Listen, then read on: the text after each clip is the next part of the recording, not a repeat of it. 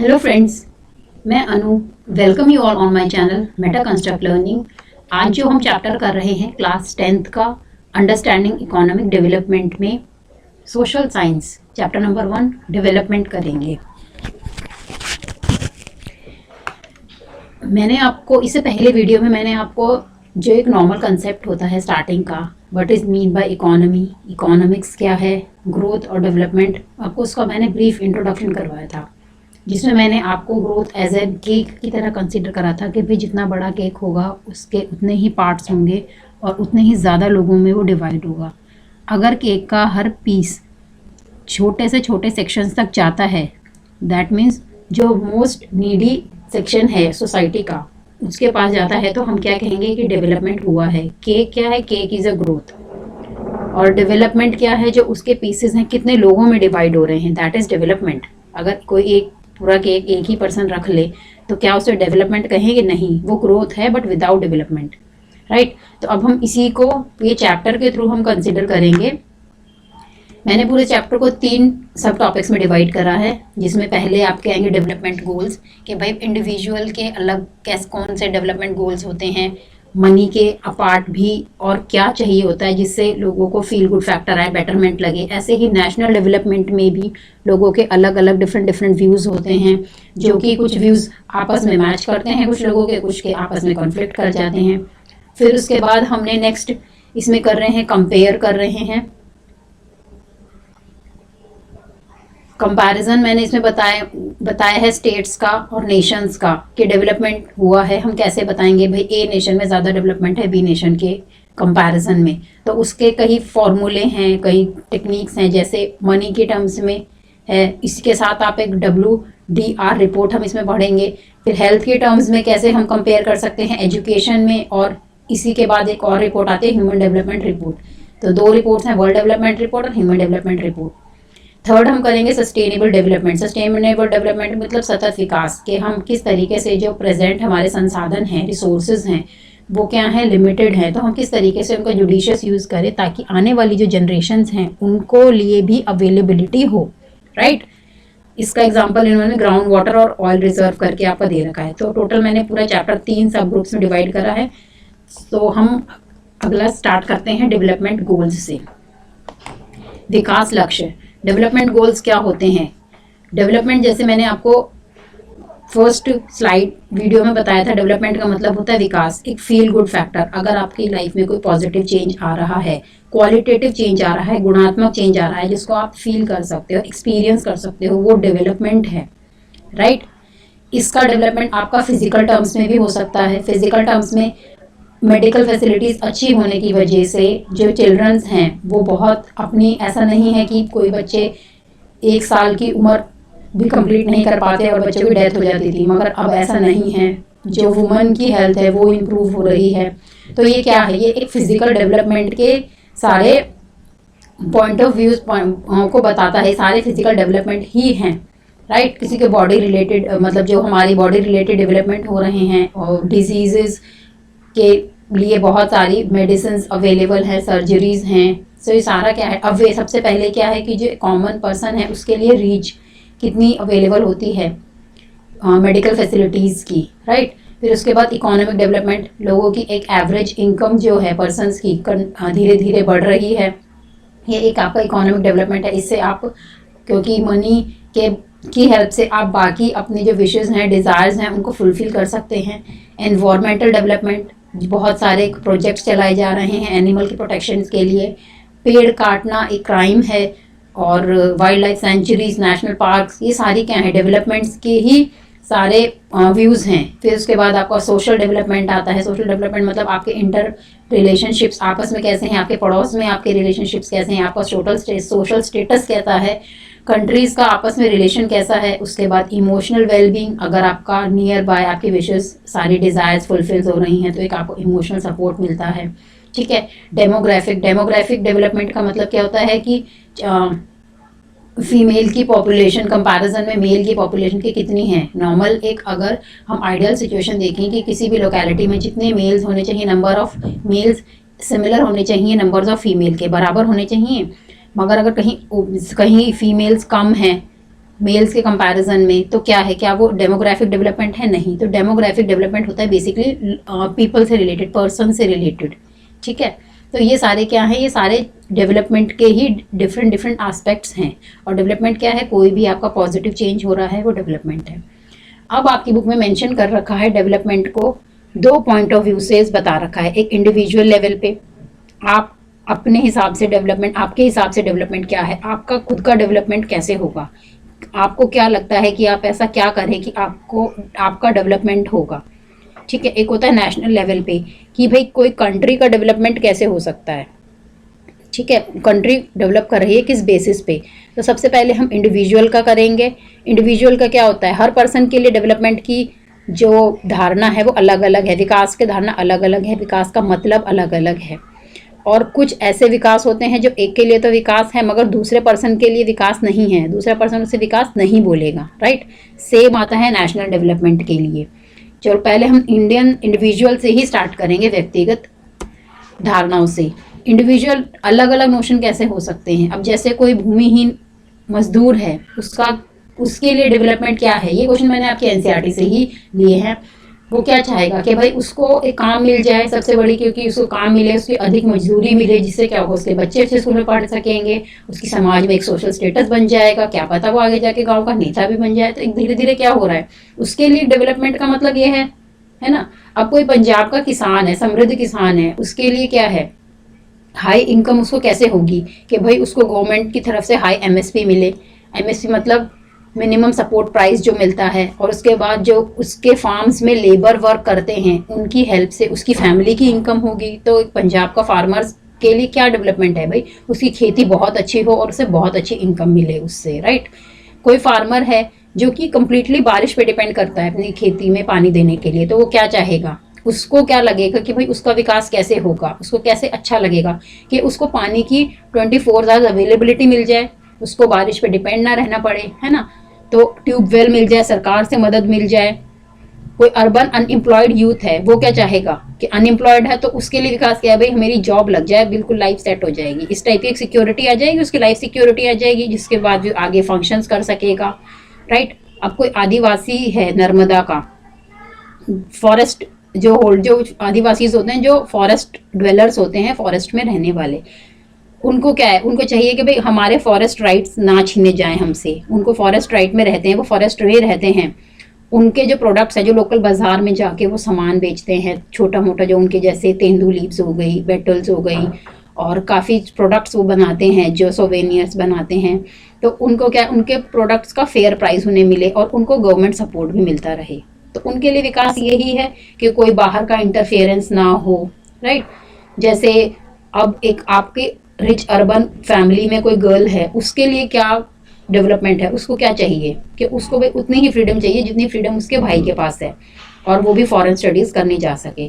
तो अब इन सब केसेस में सबके डेवलपमेंट गोल्स क्या है, विकास क्या है, सबके डेवलपमेंट गोल्स अलग अलग हैं, ठीक है। मगर एक चीज कॉमन है, वो क्या है कि हर डेवलपमेंट गोल कहीं ना कहीं मनी से रिलेट करता है। हर किसी को मनी एक एसेंशियल पार्ट है डेवलपमेंट के लिए, ठीक है। मगर क्या सिर्फ मनी एसेंशियल पार्ट है? नहीं, मनी के अलावा भी बहुत कुछ चाहिए। अगर आपको विकास चाहता है कोई पर्सनल लेवल पे, मेरा विकास किस तरीके से होगा, रूरल लेबर क्या चाहता है भाई, उसका मार्केट में सोशल स्टेटस बने, वो लीडर बने, तो ये भी तो वो डेवलपमेंट को कंसिडर कर रहा है। मनी उसको मिल रही है, वेज मिल रही है, बट इसके साथ साथ उसको एक सोशल स्टेटस भी चाहिए, राइट। जो फार्मर्स हैं, इस तरीके से जो लड़की है, इसको क्या चाहिए, एक गर्ल है, इसको फ्रीडम चाहिए, ठीक है। फॉरेन में स्टडीज मतलब क्या, freedom to life, right to choice उसको चाहिए। फॉरेस्ट ड्वेलर्स ये क्या है, इनको रिस्पेक्ट गवर्नमेंट से, जो इनके फॉरेस्ट पे राइट हैं, इनके एंसेस्टर्स राइट्स ये मान के चलते हैं, उनको वो राइट्स चाहिए। जॉब सिक्योरिटी, इसमें लाइफ सिक्योरिटी चाहिए।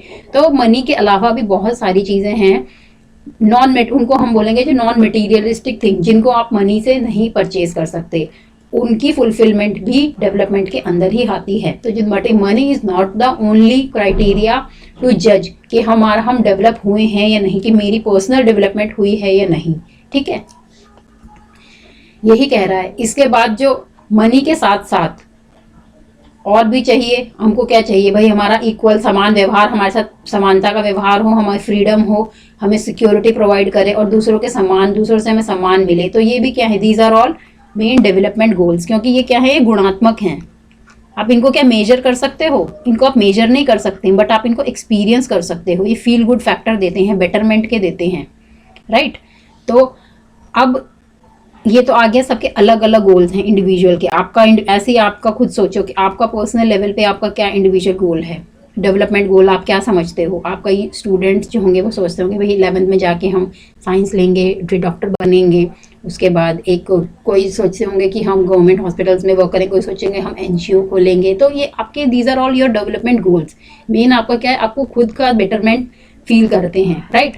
अब इसमें एक चीज़, अब नेक्स्ट आते हैं, कन्फ्लिक्टिंग नोशन कब आ जाता है। आपका कोई डेवलपमेंट गोल है, उस डेवलपमेंट गोल से सामने वाले को प्रॉब्लम हो रही है, तो वो क्या हो गया, उसमें आप दोनों की जो धारणाएं हैं उसमें कन्फ्लिक्ट आ गया है।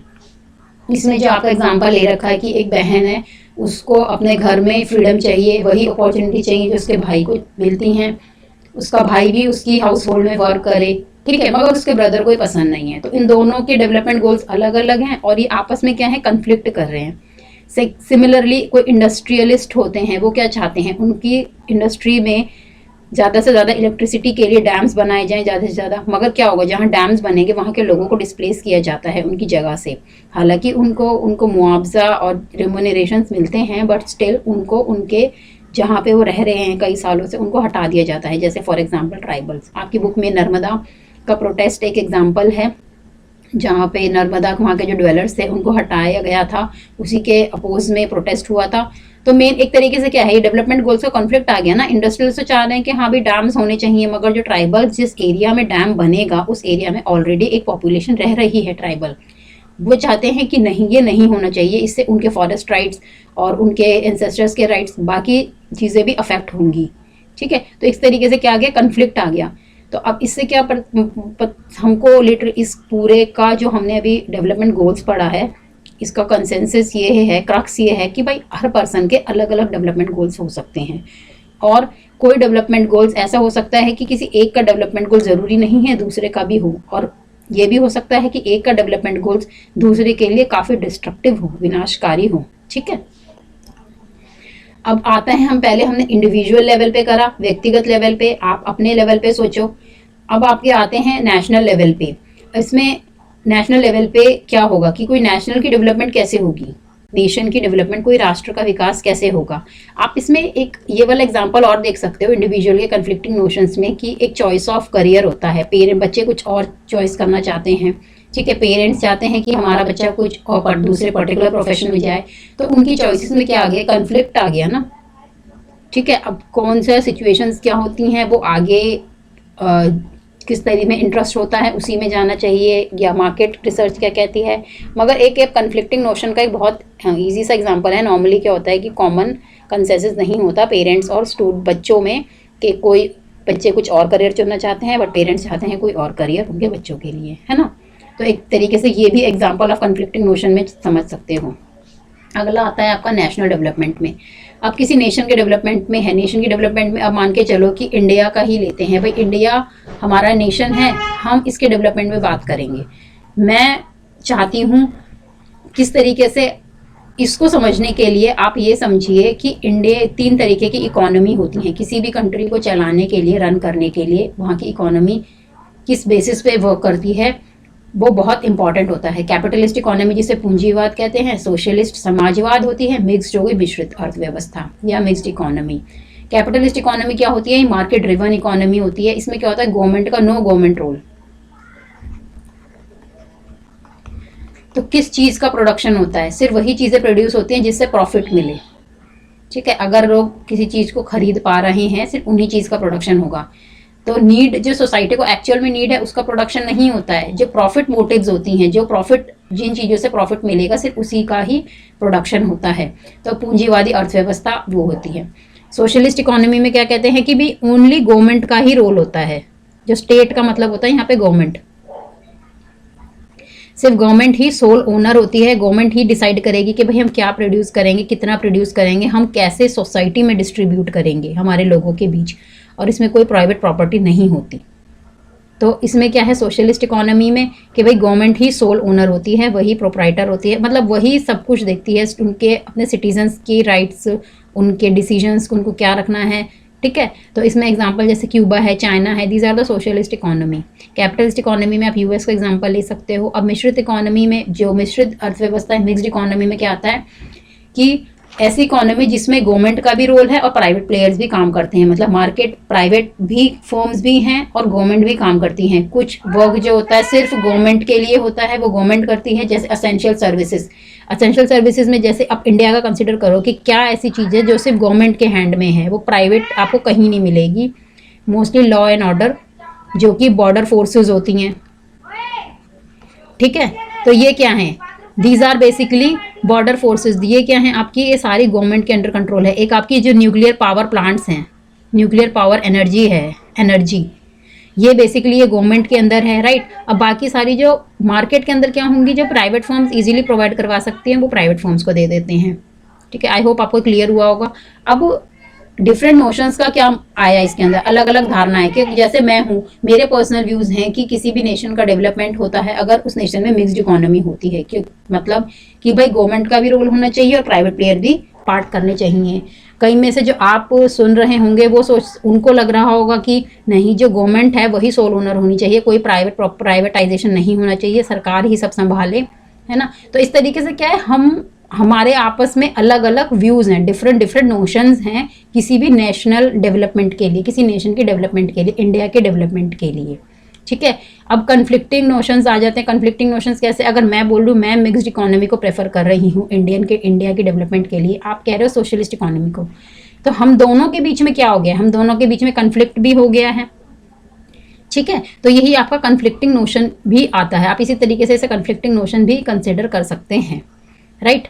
और जैसे एक डेवलपमेंट के लिए एक आपका एग्जांपल आजकल आ रहा है, एक इसमें नेशनल डेवलपमेंट में एग्जांपल करते हैं सब्सिडीज। कई लोग प्रेफर करते हैं कि भाई सब्सिडीज होनी चाहिए, ठीक है। कई प्रेफर करते हैं कि सब्सिडीज की कोई ज़रूरत नहीं है। तो एक तरीके से क्या है, मेन सब्सिडीज देने का मतलब है कि जो एक्चुअल में नीडेड, जो नीड सेक्शन है, जो मोस्ट नीडेड सेक्शन है सोसाइटी का, समाज का, उसको सारी सहूलियत पहुँचाने के लिए सरकार अपनी तरफ से कुछ छूट दे देती है, ठीक है। मगर उस छूट का फ़ायदा क्या उठाते हैं, जो जिनको ज़रूरत भी नहीं है उनको, वो भी उसका फ़ायदा उठाते हैं। तो कई लोग इसमें कन्फ्लिक्ट करते हैं कि सब्सिडीज़ होनी चाहिए, कई लोग कहते हैं सब्सिडीज़ नहीं होनी चाहिए, सरकार को हटा देनी चाहिए। तो ये क्या आ गया कि नेशनल डेवलपमेंट के लिए ये एक कन्फ्लिक्टिंग नोशन हो गया। आई होप आपको कन्फ्लिक्टिंग नोशन और डिफरेंट नोशन में कंसेप्ट क्लियर हुआ होगा, ठीक है। और अब हम नेक्स्ट करते हैं कंपैरिजन। अब हमने डेवलपमेंट गोल्स पढ़े, डेवलपमेंट क्या होता है। अब हम कंपेयर करेंगे कि कोई नेशन है वो किस तरीके से, कोई भी दो नेशन है, नेशन ए और बी, हम कैसे मानेंगे कि कौन सा ज़्यादा डेवलप है, कोई किस बेसिस पे हम कहेंगे। ऐसे तो हम बैठे बैठे बोल नहीं देंगे कि हाँ भाई हमारा ज़्यादा है, वो बोलेगा हाँ नहीं हमारा ज़्यादा है। कोई नंबर्स होते हैं, कोई रीज़न बेसिस पे होते हैं जिसके बेसिस पे आप कंपेयर करोगे, ठीक है।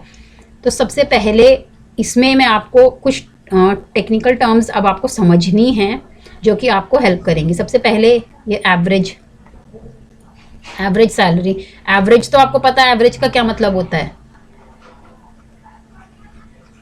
एवरेज क्या होता है, टोटल, किसी का भी एवरेज हमें निकालना हो, टोटल अपॉन में नंबर होता है ना।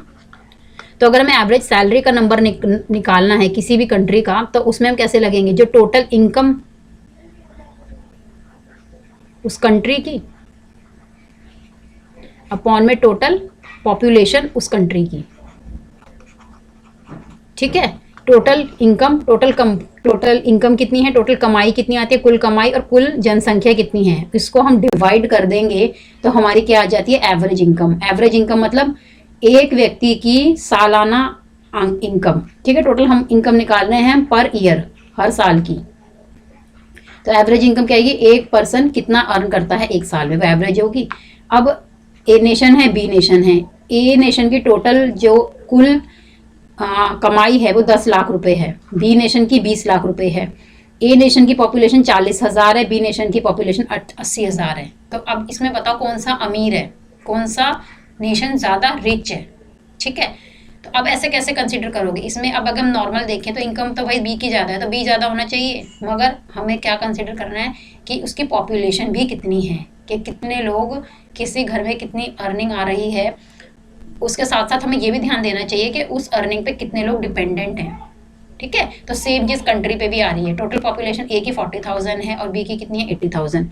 हमने इसका एवरेज निकाला है, दोनों की एवरेज क्या आ गई 25, है ना। इसका क्या मतलब है कि इन दोनों नेशन में से कौन सा नेशन ज्यादा रिच है, कौन सा कम है, या दोनों बराबर है। अब क्योंकि इसमें पर पर्सन की एवरेज आय जो क्या आ रही है इक्वल आ रही है, तो हम कह सकते हैं कि भाई नेशन, बेशक नेशन बी की टोटल इनकम ज्यादा है नेशन ए से, मगर बी की पॉपुलेशन भी ज्यादा है ए से, ऑलमोस्ट डबल है। तो इससे क्या मतलब है कि भाई दोनों, इसीलिए हमने एवरेज इनकम निकाली, और एवरेज इनकम से हमें पता चला कि दोनों नेशन इक्वली रिच हैं, मतलब इक्वल ही स्टेटस में रहते हैं। अब हम एग्जांपल आते हैं, दो सेकंड केस में देखते हैं। ए है भाई 10 लाख, इसकी भी 10 लाख कुल कमाई है, बट इसकी 15 लाख है, बट इसमें पॉपुलेशन अब 40,000 है, इसमें 80,000 है। तो इसकी एवरेज कितनी आ गई? ए की आ गई 20, ठीक है, ये ए है, ए की आ गई 20 और बी की आ गई 18.75। तो इन दोनों में से कौन सा नेशन अब ज़्यादा डेवलप है, ज़्यादा रिच है? तो नेशन ए, क्योंकि हालांकि नेशन ए की टोटल इनकम, कुल जो कमाई है वो नेशन बी से कम है, मगर फिर भी क्योंकि उसकी जनसंख्या भी कम है, तो इसीलिए पर पर्सन की जो आय है साल की वो ज़्यादा है बी से। तो इसमें ए नेशन बी नेशन से ज़्यादा रिच है, ठीक है। मगर अगर आप इसमें देखो, जो हमने पर पर्सन निकाला, ये इसकी प्रॉब्लम क्या है? तो ये तो बहुत ईजी हो गया कि भाई कोई भी दो नेशन की टोटल इनकम निकाल लो, उसकी पॉपुलेशन देख लो, उन्हें डिवाइड कर दो, पता चल जाएगा कौन सा नेशन ज़्यादा रिच है या डेवलप है। मगर इसमें भी एक इशू आ जाता है, क्या इशू आ जाता है कि भाई इनकम का डिस्ट्रीब्यूशन डिस्पैरिटी हो जाती है। अब ये एग्जांपल देखो कि ए केस में 40,000 लोग हैं और हर पर्सन की एवरेज जो इनकम है वो 25 है। तो क्या 40 के 40,000 में से हर बंदे की 25 रुपए कमा रहा होगा? नहीं, कोई एक पर्सन है, हो सकता है वो 10 रुपए कमा रहा हो, और जो दूसरा पर्सन है वो कितना कमाएगा? वो 40 कमा रहा हो। तो इनकी एक्चुअल इनकम जो असली कमाई है, इसकी तो 10 है, इसकी 40 है, मगर अगर मैं इन दोनों का एवरेज करूँ तो 25 आ रहा है।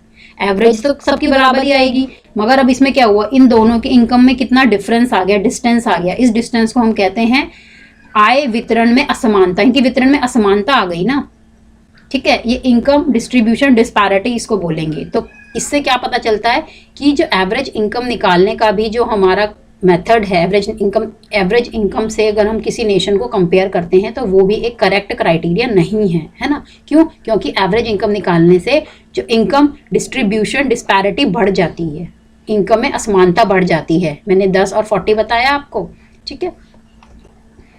अब एक और टर्म आती है आपकी gross enrolment ratio. Gross enrolment ratio क्या होती है कि कोई स्कूल ईयर है, स्कूल ईयर मतलब कि स्कूल जितने टाइम खुला रहता है, स्कूल ईयर, उस ईयर में किसी रीजन में कोई एरिया है, उसमें कितने स्कूल जाने वाले बच्चे हैं, मतलब कितने स्कूल जाने वाले स्टूडेंट हैं, और तीनों लेवल पे, प्राइमरी लेवल पे, सेकेंडरी लेवल पे और हायर पे। प्राइमरी प्राथमिक आ गया, सेकेंडरी माध्यमिक और उच्चतर माध्यमिक। इन तीनों लेवल पे कितने बच्चे उस एरिया में रहते हैं जो कि स्कूल जा सकते हैं, ठीक है। अपॉन में ये जा सकते हैं मतलब वो एलिजिबल हैं, उनकी उम्र है, उन्हें स्कूल जाना चाहिए, और कितने जाते हैं, एक्चुअल में जाते कितने हैं, ठीक है। जैसे कई लोगों ने पढ़ाई छोड़ दी और वो कर दिया, तो क्या है, अब उनकी कम हो जाएगी, वो कोई भी रीजन हो, पढ़ाई बीच में ही छोड़ दी, जॉब करने लग गए, तो एक्चुअल में क्या, वो ग्रॉस एनरोलमेंट रेशियो क्या हो जाएगी, कम हो जाएगी। तो ये किसी भी कंट्री के लिए या स्टेट हो, उसके लिए क्या अच्छा है कि ज़्यादा से ज़्यादा ग्रॉस एनरोलमेंट रेशियो होनी चाहिए, कि जिस इलाके में जितने भी बच्चे जा सकते हैं वो सारे के सारे स्कूल जाते हैं, है ना। तो ग्रॉस एनरोलमेंट रेशियो क्या हो जाएगी, 100% हो जाएगी। समझ आया? तो ग्रॉस एनरोलमेंट रेशियो क्या है, ये एक रेशियो है किसका, कितने किसी एरिया में, किसी पर्टिकुलर स्कूल ईयर में कितने बच्चे तीनों लेवल पे, प्राइमरी सेकेंडरी हायर पे, कितने स्टूडेंट स्कूल जा सकते हैं, ऊपर आएगा एक्चुअल में कितने जाते हैं। तो ये रेशियो क्या आती है, ग्रॉस एनरोलमेंट रेशियो होती है ना। अगला एक टॉपिक आता है आपका life expectancy at birth. Life expectancy जन्म के समय जीवन प्रत्याशा, जब कोई बच्चा पैदा होता है तो उसकी मेडिकल कंडीशंस देखकर और एक उस एरिया की मेडिकल कंडीशन देख के, उस कंट्री की मेडिकल कंडीशन देख के, उस कंट्री में मेडिकल फैसिलिटीज कैसी हैं, हम एक औसतन आयु निकालते हैं कि भाई ये एवरेज इस कंट्री का, एक कंट्री का पर्सन इतने साल जीता है। एक हम एवरेज निकालते हैं। एवरेज हम इसीलिए निकालते हैं, कई बहुत कम भी जीते होंगे, कई बहुत ज़्यादा भी जीते होंगे, तो इसीलिए हम क्या निकालते हैं, एवरेज निकालते हैं। तो लाइफ एक्सपेक्टेंसी बर्थ क्या है, कोई जब भी कोई इन्फेंट का बर्थ होता है उस टाइम पे उसकी मेडिकल कंडीशन देख के, उसके कंट्री की मेडिकल फैसिलिटीज़ और सब चीज़ों को कंसिडर करके एक एवरेज औसतन आयु निकाली जाती है, जिसको हम लाइफ एक्सपेक्टेंसी एट बर्थ या जन्म के समय जीवन प्रत्याशा कहते हैं। इंडिया के केस में अभी कंसिडर करो तो इंडियन की जो एवरेज आयु है, लाइफ एक्सपेक्टेंसी एट बर्थ है, वो 79 ईयर्स 0.7 है। ठीक है, ये है life expectancy at birth Indian की। अगला देखते हैं per capita income. Per capita income अभी मैंने आपको बताया था नेशन ए और नेशन बी करके, जिसके अंदर हम टोटल पॉपुलेशन डिवाइडेड बाय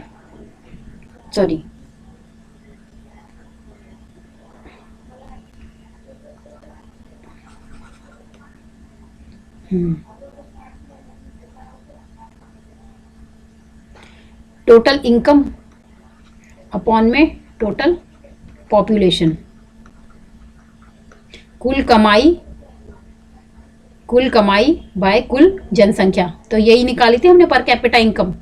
ठीक है, अब इसमें क्योंकि हम नेशंस की तुलना कर रहे हैं, नेशंस, अब क्या होता है, नेशंस में कहीं चलता है रुपया, हमारे क्या चलता है, रुपया चलता है, वहां पे चलता है यूएस डॉलर, अमेरिका में कई जगह चलता है पाउंड।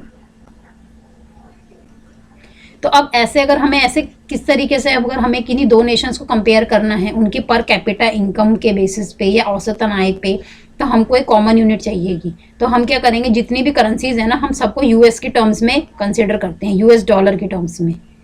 ठीक है, तो इसका मतलब क्या है कि एक यूएस डॉलर से आप यूएस में कितना परचेज कर पाते हो, और उसी एक यूएस डॉलर के इक्विवेलेंट आप इंडिया में कितना परचेज कर पाते हो।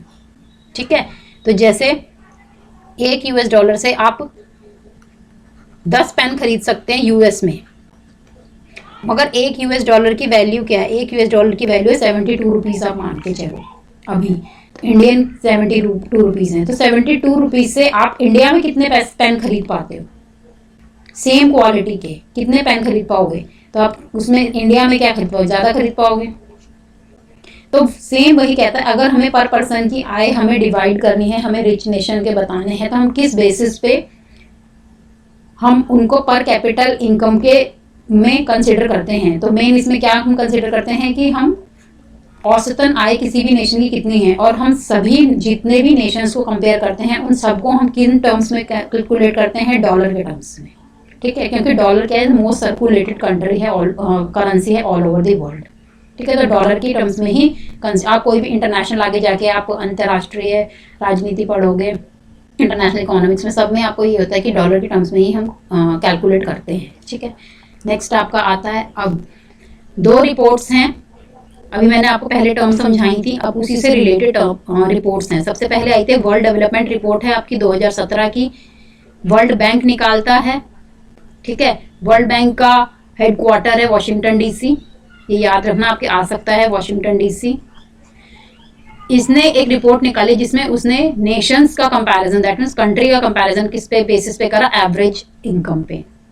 एवरेज इनकम अभी मैंने आपको पीछे समझाया एवरेज इनकम क्या है, तो उसी बेसिस पे इन्होंने यूएस डॉलर, जिस कंट्री में एक पर्सन की आय एक साल में 12,000 यूएस डॉलर है, उन्होंने उस कंट्री को रिच नेशन बोला है, समृद्ध नेशन।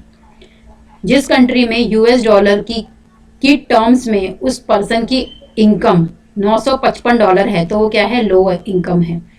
और ऐसे ही जो इंडिया है, इंडिया की कितनी आती है, एक पर्सन की एवरेज आय एक साल की यूएस डॉलर 1820 रुपये, 1820 यूएस डॉलर। ठीक है, अगर आप एक यूएस डॉलर को हम मान के चलते हैं 72 रुपीज़ है,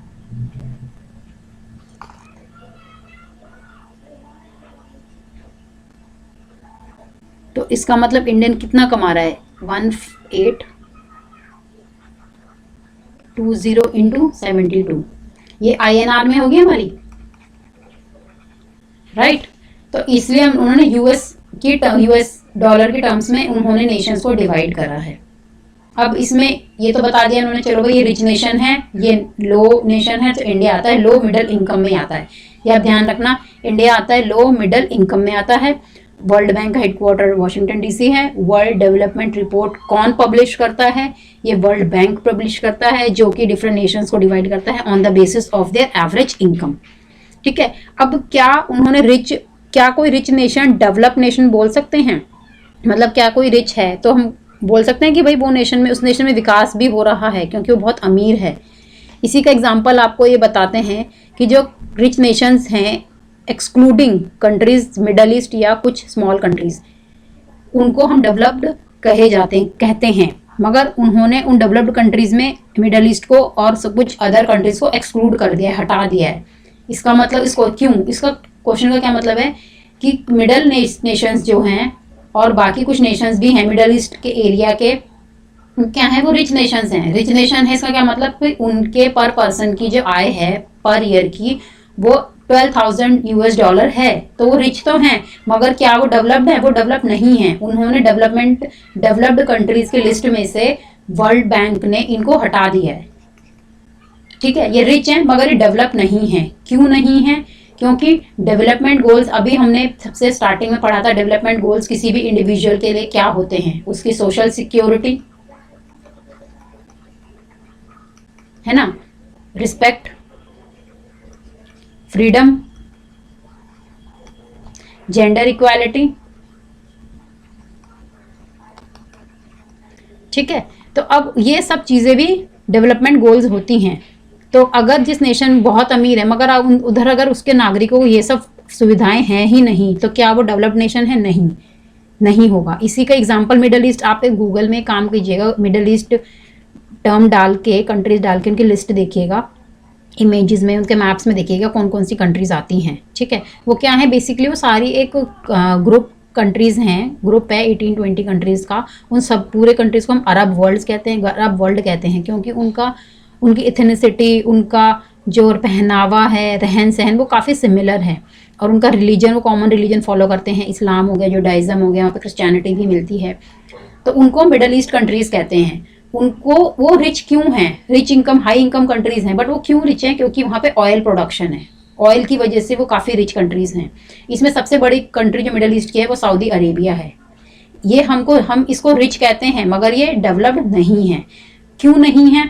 रीज़न वही सेम, क्योंकि जेंडर इनइक्वालिटी है, हम वुमन को इक्वल ट्रीट नहीं करते मेन के, सोशल इश्यूज हैं, हेल्थ इशू हो गया, इंफ्रास्ट्रक्चर हो गया।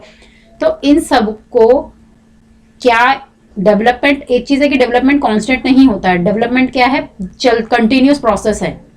तो अब रिफॉर्म्स की ज़रूरत है, जब डेवलप नहीं है तो डेवलपमेंट तो ज़रूरी है। तो जो सऊदी के नए क्राउन प्रिंस हैं मोहम्मद बिन सलमान, उन्होंने 2030 तक रिफॉर्म्स लेकर आए हैं अपने नेशन के अंदर, सऊदी अरेबिया में। ठीक है, हम रिच, उनके मुताबिक वो रिच हैं तो मगर वो डेवलप्ड भी होना चाहते हैं। इसके लिए वो वेरियस रिफॉर्म्स ला रहे हैं जो कि हेल्पफुल हैं उनके सिटीजन्स के लिए। जैसे 2016 से उन्होंने अलाउ कर दिया है कि वुमेन ड्राइव कर सकती हैं। इसके बाद उन्होंने एक रिफॉर्म और लाया कि वुमेन ट्रैवल कर सकती है विदाउट एनी मेल गार्जियन। उन्होंने अपने ऑयल प्रोडक्शन से हटके, ऑयल प्रोड्यूसिंग इकोनॉमी से हटकर वो प्रमोट कर रहे हैं ट्रैवल एंड टूरिज्म को। ठीक है, और वहाँ पे जो बहुत सारी इंपोर्ट की जाती थी दूसरे नेशन से, जो बुक आती थी, उनमें सेंसरशिप भी हटा रहे हैं। तो इससे क्या होगा, उसका एक्सेस बढ़ जाएगा। तो ये क्या स्टेप्स हैं? These all are the steps towards to achieve a developed nation. वो और रिफॉर्म्स कर रही हैं। ठीक है, तो सिर्फ अमीर होना ही काफ़ी नहीं है, दूसरी चीज़ें भी हैं, नॉन मटेरियलिस्टिक थिंग हैं जो भी किसी को विकसित बनाती हैं। डेवलप्ड नेशन मतलब विकसित देश। ठीक है, आई होप आपको क्लियर हो रहा होगा ये। नेक्स्ट, अब ये मैंने आपको ये बताया। अब एक हमने ये वाले तो कर लिया जो वर्ल्ड डेवलपमेंट रिपोर्ट है। अब क्योंकि सिर्फ इनकम काफ़ी नहीं है, इसीलिए एक और रिपोर्ट आती है, ये इस ह्यूमन डेवलपमेंट रिपोर्ट। ये वर्ल्ड डेवलपमेंट रिपोर्ट है, ह्यूमन डेवलपमेंट रिपोर्ट है। यूएनडीपी निकालता है, एवरी ईयर निकालता है, और यूएनडीपी का हेडक्वार्टर है न्यूयॉर्क। ठीक है, तो अब ये रिपोर्ट लेके आए कि इनके मुताबिक हम इनकम तो मैटर करती है, ठीक है, पर कैपिटा इनकम, जैसे ये पर कैपिटा इनकम है, इन्होंने इसको भी इंक्लूड करा है, मगर इसके साथ साथ इन्होंने एजुकेशन भी इंक्लूड करी है और लाइफ एक्सपेक्टेंसी भी इंक्लूड करी है। तो ह्यूमन डेवलपमेंट रिपोर्ट में 3 चीज़ें कंसीडर करी गई हैं। लाइफ एक्सपेक्टेंसी एट बर्थ, जो मैंने अभी आपको पढ़ाया था 69.7 ईयर्स। एजुकेशन में मैंने आपको बताया ग्रॉस एनरोलमेंट रेशो पढ़ाया है। और स्टैंडर्ड ऑफ लिविंग में पर कैपिटा इनकम, आपकी पर कैपिटा इनकम अच्छी होगी तो आप ज़्यादा सामान खरीद पाओगे, उससे आपकी स्टैंडर्ड ऑफ लिविंग अच्छा होगा। तो जहाँ पे वर्ल्ड डेवलपमेंट रिपोर्ट ने सिर्फ एक क्राइटेरिया को कंसिडर करा है, दैट इज एवरेज इनकम, है ना, इन्होंने सिर्फ एवरेज इनकम को कंसिडर करा है। इन्होंने एवरेज इनकम के साथ साथ एजुकेशन और हेल्थ को भी कंसिडर करा है ह्यूमन डेवलपमेंट रिपोर्ट में। तो human development report is far better than the world development report. I hope आपको क्लियर आया हुआ। नेक्स्ट एक आप ह्यूमन डेवलपमेंट रिपोर्ट का मैं आपको करंट बता देती हूँ। ये 19 कौन लेके आया था human development report? Is developed by 1990 में महबूब उल हफ्ते, पाकिस्तानी है sir, and Amrita Singh Indian है। इन दोनों ने मिलकर ह्यूमन डेवलपमेंट रिपोर्ट करी थी। पब्लिश होती है यूनाइटेड नेशन डेवलपमेंट प्रोग्राम, इसका हेडक्वार्टर न्यूयॉर्क है। हर साल पब्लिश होती है। अब इसमें देखो, इसमें टोटल कितनी कंट्रीज हैं? ये 189 कंट्रीज को कंसिडर करता है, जिसमें से इंडिया का रैंक 131 है, ठीक है। ह्यूमन डेवलपमेंट इंडेक्स निकालता है, ह्यूमन डेवलपमेंट रैंक निकाला, जिसमें 131 इंडिया का रैंक है और नॉर्वे का रैंक कितना है? 1 है। तो इसका मतलब क्या है? इसमें जो इसकी पर कैपिटा इनकम है, मतलब औसत आय,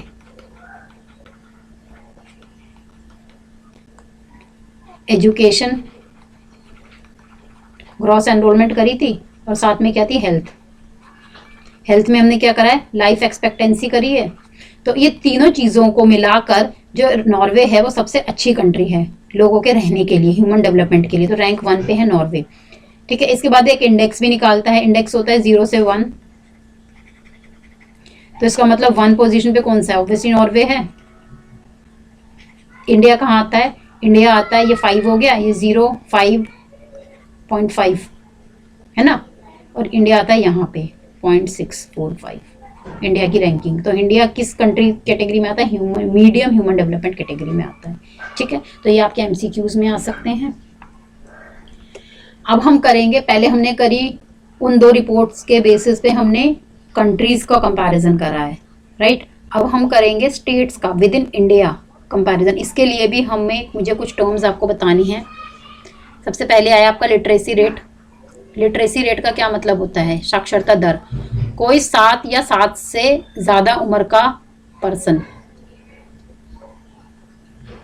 ठीक है, लिख पढ़ सकता है,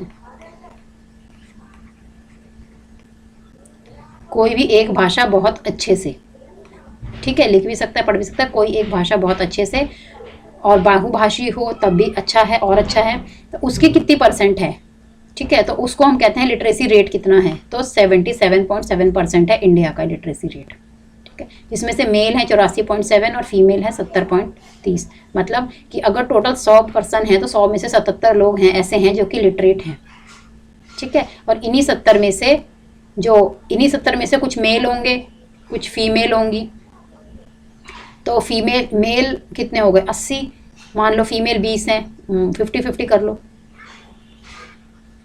मेल भी 50 हैं, फीमेल भी 50-50 हैं इसमें टोटल पॉपुलेशन में।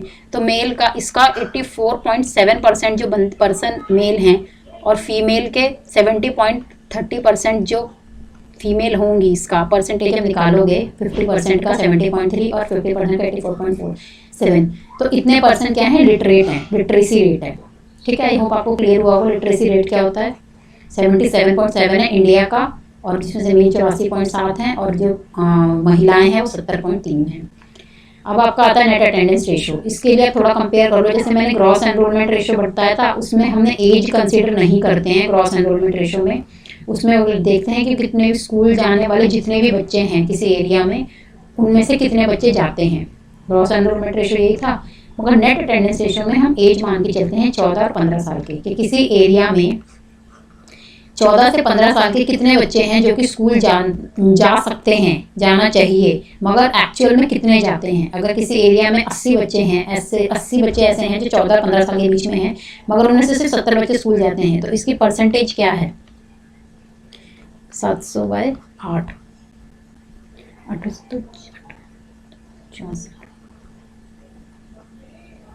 तो अप्रॉक्सीमेटली 86% जो स्टूडेंट्स हैं वो स्कूल जाते हैं। नेट अटेंडेंस रेशो क्या है वहाँ की 86% है। ठीक है, आया। उसी एज ग्रुप के हम मान के चलते हैं, अटेंड कर रहे हैं स्कूल, तो नेट अटेंडेंस रेशो में सिर्फ हम 14-15 साल का मान के चलते हैं। ग्रॉस एनरोलमेंट रेशो में एज नहीं कंसिडर की जाती, उसमें सिर्फ तीनों लेवल पे, प्राथमिक पे, माध्यमिक पे और उच्चतर माध्यमिक पे, तीनों लेवल पे हम मान के चलते हैं कितने बच्चे हैं और कितने स्कूल जाते हैं। ठीक है, आई होप आपको क्लियर हो गया होगा। अब नेक्स्ट हम करते हैं, ये आपका आता है body mass index. Body mass index क्या होता है? शरीर द्रव्यमान सूचकांक।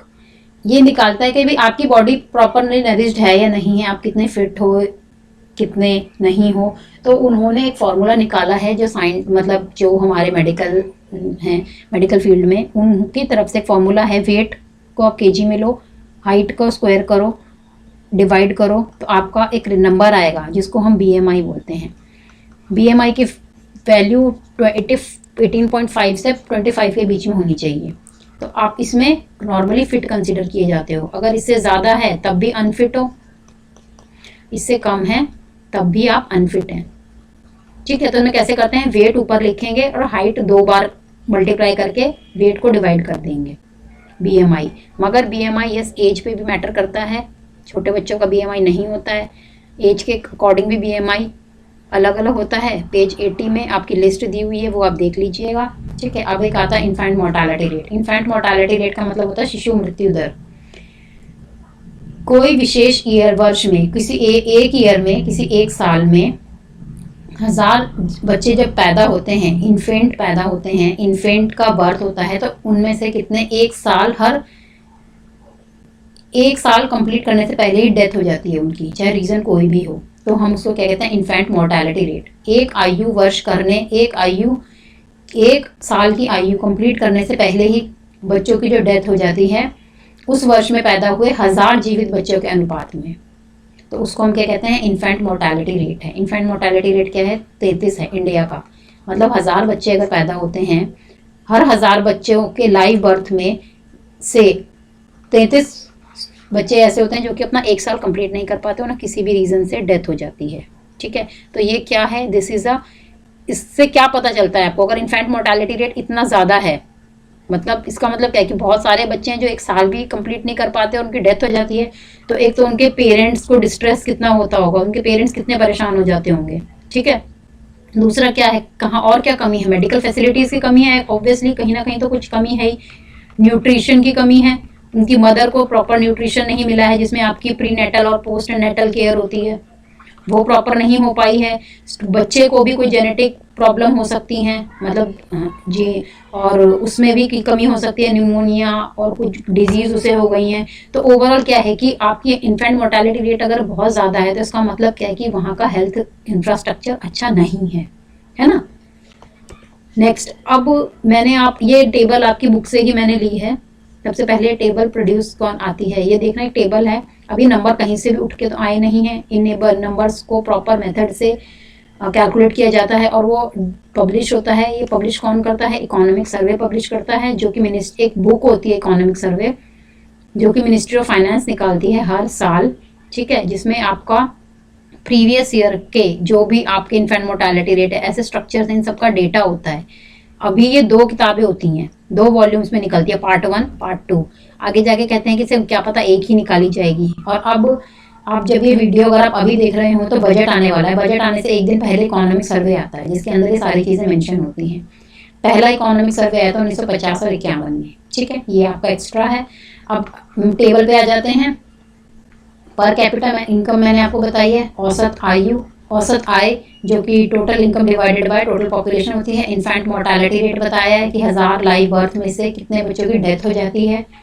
इन्फेंट्स की लिटरेसी रेट बताया था कि 7 या उससे ज़्यादा साल के कितने परसेंटेज ऑफ पॉपुलेशन है जो कि पढ़ सकती है, लिख सकती है। नेट अटेंडेंस रेशो बताई थी 14 और 15 साल के आपके पर्टिकुलर एरिया में 14-15 साल की एज के कितने बच्चे ऐसे हैं जिन्हें स्कूल जाना चाहिए, जाते हैं, अपॉन में कितने हैं जिन्हें जाना चाहिए, है ना। अगर सब नहीं जाते हैं तो कितने हैं जिन्हें जाना चाहिए, टोटल अपॉन में कितने जाते हैं, है ना।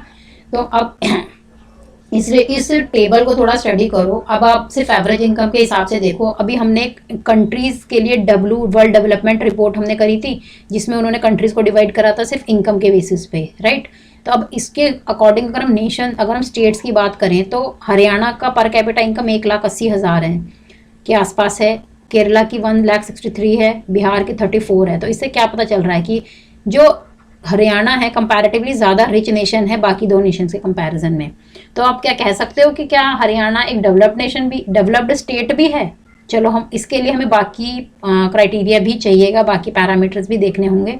इन्फेंट मोर्टेलिटी रेट देखो, हरियाणा में 1000 में से 1000 बच्चों का लाइव बर्थ होता है, उसके बाद उनमें से 30 बच्चों की डेथ हो जाती है 1 साल पहले ही। यहाँ पे केरला सिर्फ 10 हैं और बिहार 35 हैं। तो इसका मतलब क्या है कि जो मेडिकल फैसिलिटीज़ हैं केरला की, वो इस कंपैरेटिवली बहुत अच्छी हैं, है ना, हरियाणा से और बिहार से। अब आपके आते हैं लिटरेसी रेट। हरियाणा का 82 है, वहीं केरला का 94% है, बिहार का तो बहुत कम है 62। और ऐसे ही नेट अटेंडेंस रेशो देखो तो हरियाणा आपका केरला में 83 है। मतलब एजुकेशन सिस्टम बहुत अच्छा है, ज़्यादा से ज़्यादा जो स्टूडेंट्स हैं वो स्कूल अटेंड करते हैं। लिटरेसी रेट भी बहुत अच्छा है कि ज़्यादा से ज़्यादा लोग वहाँ पढ़ते हैं लिखते हैं। मोर्टेलिटी रेट बहुत कम है कि वहाँ पे क्या है, जो हेल्थ फैसिलिटीज़ बहुत अच्छी हैं। इसका मतलब अब केरला के अंदर क्या आ गया, उसकी इनकम कम है, मगर बाकी क्राइटेरियाज को देखें, अगर हम बाकी पैरामीटर्स को ध्यान रखें तो इसका मतलब क्या है, एक केरला ज़्यादा डेवलप्ड स्टेट है, ज़्यादा अच्छा राज्य है कंपैरिजन में हरियाणा की, है ना। तो ये सारा आपको ये टेबल से ही बताता है, ठीक है। आई होप ये क्लियर हुआ होगा आपको। हाँ जी, अब हम लास्ट टॉपिक पे आते हैं, सस्टेनेबिलिटी। सस्टेनेबिलिटी मतलब होता है सस्टेन करने की एबिलिटी। अगर मैं इसे तो उसमें बताऊं, इसको बताने से पहले मैं एग्जांपल के थ्रू आपको ज़्यादा इजीली समझ आएगा। 2 एग्जांपल दे रखे हैं आपके इसमें ग्राउंड वाटर यूसेज का। सबसे पहले जो भूमिगत जल है वो कहाँ यूज़ होता है, कहाँ यूज़ होता है, पश्चिम में और पश्चिमी उत्तर प्रदेश में, ठीक है, वेस्टर्न यूपी में, पंजाब में इसकी कृषि में यूज़ होता है, एग्रीकल्चर में यूज़ होता है, हेवीली यूज़ होता है ग्राउंड वाटर ट्यूबवेल के थ्रू, राइट। शहरी बस्तियों में, अब अर्बन सेटलमेंट्स हैं, हम लोग रहते हैं जहाँ एरिया में रहते हैं, कच्ची कॉलोनीज है, वहाँ पे क्या बोरवेल खोद लेते हैं, जेट लगा लेते हैं, पानी उसका ग्राउंड वाटर से वाटर यूज़ करते हैं। औद्योगिक उपयोग आ गया, मतलब औद्योगिक क्षेत्र इंडस्ट्रीज में यूज़ होता है। मध्य और दक्षिणी पठार के कठोर चट्टानों पठारी क्षेत्रों में होता है। कुछ तटीय क्षेत्र, कुछ कोस्टल एरियाज भी होते हैं। कोस्टल एरियाज क्या होते हैं, तटीय क्षेत्र जो पानी के नियर, जो समुंदर के नियर के एरियाज जो होते हैं, कोस्टल एरियाज होते हैं। तो कहाँ भूजल का उपयोग हो रहा है। अब ये कह रहे हैं कि देश का लगभग 1/3 हिस्सा ऐसा है जो अपने भूजल भंडार का अति प्रयोग कर रहा है। बहुत ज़्यादा पानी में, टोटल पॉपुलेशन का 1/3 पॉपुलेशन है वो ग्राउंड वाटर का यूसेज बहुत ज़्यादा कर दी है। नेक्स्ट टॉपिक आपका हमारा आता है ऑयल रिजर्व का। इसमें हमने कंसिडर करा है कि जो इंडिया है, India is not an oil rich country. हमें अपनी ऑयल से संबंधित एनर्जी से ऑयल रिजर्व्स के लिए, पेट्रोलियम रिजर्व्स के लिए हमें इंपोर्ट करना होता है, आयात करना पड़ता है दूसरे देशों से। ऐसे ही यूएस का केस है। यूएस क्या है, वहाँ पे भी लो रिजर्व्स हैं, ऑयल रिजर्व्स कम हैं, तो उनको अपना ऑयल को सिक्योर करते हैं, वो ऑयल को ज़्यादा से ज़्यादा इंपोर्ट करते हैं। कैसे, अपने थ्रू वेरियस मिलिट्री पावर हो गई या इकोनॉमिक पावर का यूज़ करके। तो ओवरऑल इसका क्रक्स ये है कि जो ऑयल रिजर्व्स हैं हमारी पृथ्वी में, ऑयल रिजर्व क्या है, लिमिटेड है, सीमित है, ठीक है। अब हम इनका यूज़ करते जाएं, ज़्यादा एक्सट्रैक्शन इनका करते जाएंगे तो आगे हमारी आने वाली पीढ़ियां हैं, क्या उनके लिए अवेलेबल रहेगा, उनके लिए अवेलेबिलिटी बहुत कम हो जाएगी। तो यही कह रहे हैं कि हमारे पास भंडार तो बहुत कम है ऑयल रिजर्व के, मगर हम उनका यूसेज इतना कर रहे हैं। अगर इनका एक्सेस यूसेज क्या करेगा, हमारे आने वाली फ्यूचर जनरेशन्स के लिए अवेलेबिलिटी का इशू बना देगा, इशू क्रिएट कर देगा, उनके लिए अवेलेबल नहीं हो पाएगा। जैसे अब इसमें मैंने एग्जांपल दिया है कि जो इंडिया में क्रूड ऑयल स्टोरेज के लिए स्टॉक पाइल कर रखा है 3 प्लेसेस पे। इमरजेंसी के टाइम के ज़रूरतों को कंप्लीट करने के लिए इंडियन गवर्नमेंट ने यहाँ पे हम क्रूड ऑयल, हमने एक स्टोरेज बना रखी है जहाँ पे क्रूड ऑयल को स्टोर किया जाता है, ठीक है। अब हमने अभी जो 2 कंसेप्ट पढ़े हैं, ग्राउंड वाटर और ऑयल रिजर्व, ये हमको सोचते हैं कि अगर हम इनका इस तरीके से ओवर यूज़ करते जाएंगे, एक्सेस यूज़ करेंगे, तो हमारी फ्यूचर जनरेशन्स का क्या होगा, फ्यूचर जनरेशन्स कहाँ से इनकी अवेलेबिलिटी को टैकल कर पाएंगी।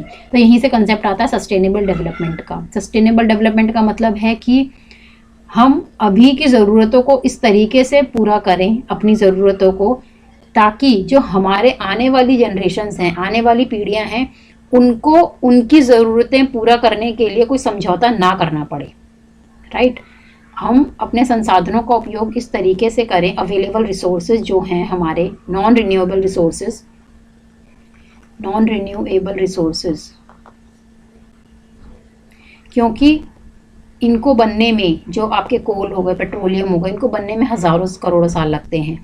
तो इनको हम इस तरीके से यूज़ करें कि हम अपनी ज़रूरतें पूरा कर रहे हैं, मगर हमारे आने वाली जो जनरेशन्स हैं उनको उनकी ज़रूरतें पूरा करने में कोई सा भी समझौता ना करना पड़े। ठीक है, तो हम और मोर फोकस हमारा इसके लिए, एक चीज़ और इसके लिए हमने और क्या कर रहे हैं, एक जुडिशियस यूज़ कर रहे हैं, दूसरा हम ज़्यादा से ज़्यादा रिन्यूएबल रिसोर्सेज जो हैं, रिसोर्सेज ऑफ एनर्जी हैं, उन पर फोकस कर रहे हैं। जैसे सोलर एनर्जी कभी ख़त्म नहीं होगी इंडिया के मतलब अर्थ के लाइफ स्पैन में, तो हम ज़्यादा से ज़्यादा ऐसी टेक्नोलॉजी लेके आ रहे हैं कि हम सोलर एनर्जी का यूज़ करें अपने वेरियस वर्क के लिए। पानी को हम संरक्षण कर रहे हैं, जल संरक्षण की प्रक्रिया कर रहे हैं, वाटर कंजर्वेशन पे फोर्स हो रहा है, वनस्पति अपने वेजिटेशन को बढ़ा रहे हैं। बहुत सारे हम projects, animal projects, tiger projects चला रहे हैं, अपने वाइल्ड लाइफ सेंचुरीज़ को प्रोटेक्ट कर रहे हैं, नेशनल पार्क्स को प्रोटेक्ट कर रहे हैं। ऐसे ही सतत कृषि या जैविक विकास, हम सस्टेनेबल एग्रीकल्चर पर भी बात कर रहे हैं। क्यों? क्योंकि हम एक्सेस यूज़ ऑफ केमिकल का यूज़ कर रहे हैं, फर्टिलाइज़र का यूज़ कर रहे हैं। उससे क्या हो रहा है, वो ग्राउंड वाटर के अंदर सीपेज हो रही है, उससे लीक हो रहा है, जिससे हमारे जो ग्राउंड वाटर की क्वालिटी है वो डिटेरियोरेट हो रही है। तो ऑर्गेनिक का मतलब है कि हम केमिकल का यूज़ अपनी फसलों में ना करें, क्योंकि ये अल्टीमेटली फूड चेन बना के ये केमिकल्स हमारी बॉडी में भी जाते हैं और हमारी जनरेशन्स को भी डिजीज़ प्रोन बना देते हैं। राइट, तो ये सारा सस्टेनेबिलिटी का कंसेप्ट है।